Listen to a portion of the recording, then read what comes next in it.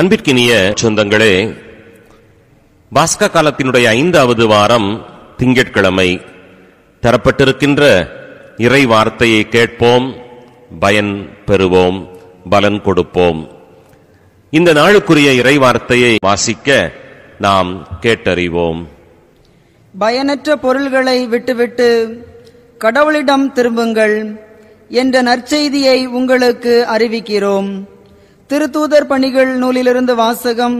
அதிகாரம் 14, இறை வார்த்தைகள் 5 முதல் 18 முடிய. அந்நாள்களில் பிற இனத்தாரும் யூதரும் தம் தலைவர்களுடன் சேர்ந்து திருத்தூதரை இழிவுபடுத்தி கல்லால் எறிய திட்டமிட்டனர்.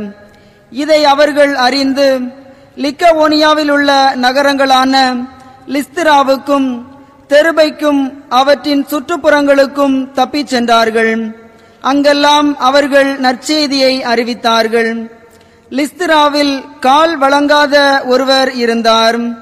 பிறவியிலேயே கால் ஊனமுற்றிருந்த அவர் ஒருபோதும் நடந்ததில்லை. அவர் அமர்ந்து பவுல் பேசியதை கேட்டுக்கொண்டிருந்தார்.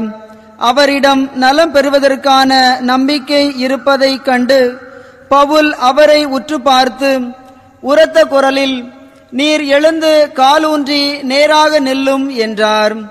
அவர் துள்ளி எழுந்து நடக்கத் தொடங்கினார்.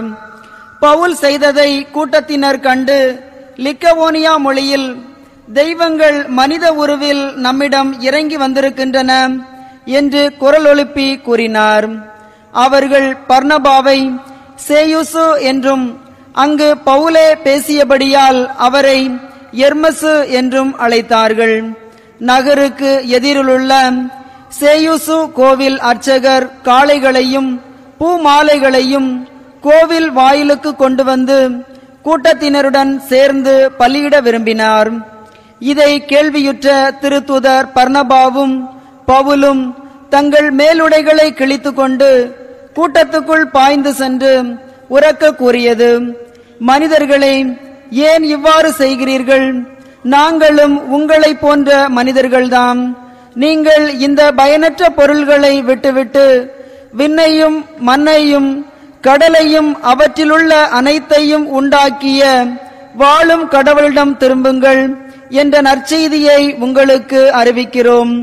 கடந்த காலங்களில் அவர் அனைத்து மக்கள் இனங்களையும் அவரவர் வழிகளில் நடக்கும்படி விட்டிருந்தார். என்றாலும் அவர் தம்மை பற்றிய சான்று எதுவும் இல்லாதவாறு விட்டுவிடவில்லை. ஏனெனில் அவர் நன்மைகள் பல செய்கிறார். வானிலிருந்து உங்களுக்கு மழையை கொடுக்கிறார். வளமிக்க பருவ காலங்களை தருகிறார். நிறைவாக உணவளித்து உங்கள் உள்ளங்களை மகிழ்ச்சி பொங்க செய்கிறார். இவற்றை அவர்கள் சொன்ன பின்பு கூட்டத்தினர் தங்களுக்கு பலியிடுவதை ஒருவாறு தடுக்க முடிந்தது. ஆண்டவரின் அருள்வாக்கு. இறைவனுக்கு நன்றி. திருப்பாடல் 115. எங்களுக்கென்று ஆண்டவரே மாட்சியை உம் பெயருக்கே உரித்தாக்கும். எங்களுக்கென்று ஆண்டவரே மாட்சியை உம் பெயருக்கே உரித்தாக்கும். எங்களுக்கென்று ஆண்டவரே மாட்சியை உம் பெயருக்கே உரித்தாக்கும். எங்களுக்கென்று ஆண்டவரே மாட்சியை உம் பெயருக்கே உரித்தாக்கும். எங்களுக்கென்று ஆண்டவரே எங்களுக்கென்று மாட்சியை உம் பெயருக்கே உரித்தாக்கும். உம் பேரன்பையும் உண்மையையும் முன்னிட்டு அதை உமக்கே உரித்தாக்கும். அவர்களுடைய கடவுள் எங்கே என பிற இனத்தார் வினவுவது ஏன்? எங்களுக்கென்று ஆண்டவரே மாட்சியை உம் பெயருக்கே உரித்தாக்கும். அல்லேலூயா, அல்லேலூயா. தூய ஆவியாராம் துணையாளர் உங்களுக்கு அனைத்தையும் கற்றுத்தருவார். நான் கூறிய அனைத்தையும் உங்களுக்கு நினைவூட்டுவார். அல்லேலூயா, அல்லேலூயா. ஆண்டவரே, நற்செய்தியை தகுந்த விதத்தில் எடுத்துச் சொல்ல என் உள்ளத்தையும் உதட்டையும் தூய்மையாக்கும். ஆண்டவர் உங்களோடு இருப்பாராக, உம் ஆன்மாவோடும் இருப்பாராக. யோவான் எழுதிய தூய நற்செய்தியிலிருந்து வாசகம். ஆண்டவரே மாட்சி உமக்கே. யோவானினுடைய நற்செய்தி பிரிவு 14, வார்த்தைகள் 21 - 26 முடிய. அக்காலத்தில் இயேசு தன்னுடைய சீடரை நோக்கி கூறியது, என் கட்டளைகளை ஏற்று கடைபிடிப்பவர் என் மீது அன்பு கொண்டுள்ளார். என் மீது அன்பு கொள்பவர் மீது தந்தையும் அன்பு கொள்வார்.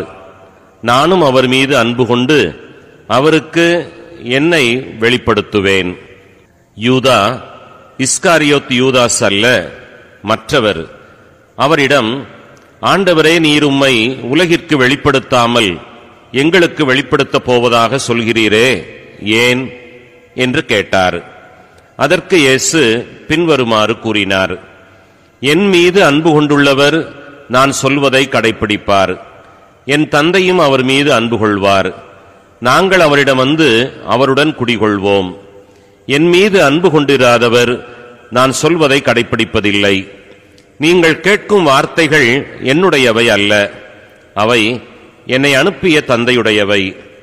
உங்களோடு இருக்கும்போதே இவற்றையெல்லாம் உங்களிடம் சொல்லிவிட்டேன். என் பெயரால் தந்தை அனுப்பப் போகிற தூய ஆவியாராம் துணையாளர் உங்களுக்கு அனைத்தையுமே கற்றுத்தருவார். நான் கூறிய அனைத்தையும் உங்களுக்கு நினைவூட்டுவார். ஆண்டவரின் அருள்வாக்கு. கிறிஸ்துவே உமக்கு புகழ்.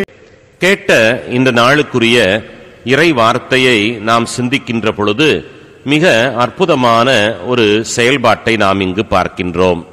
ஆண்டவருடைய பெயராலேயே அற்புதம் நிகழ்ந்தது என்பது உண்மை. ஆனால் நிகழ்த்தியவரை பெரியவராய் ஆக்கி அவரை மிகவும் சிறப்பாக செயல்படுத்த இவரே கடவுளாக தெய்வமாக இருக்கின்றார் என்று மனிதர்கள் சொல்ல விழைகின்றார்கள். ஆனால் அதற்கு எந்த இடமும் அளிக்காமல் தன்னை தாழ்த்தி கொள்ள முற்பட்டார் என்பதை நாம் பார்க்கின்றோம். பவுலடிகளாருடைய வாழ்வு ஒரு நல்ல அற்புதமான சாட்சியமாக இருந்தது என்பதை நம்மால் புரிந்து கொள்ள முடிகின்றது.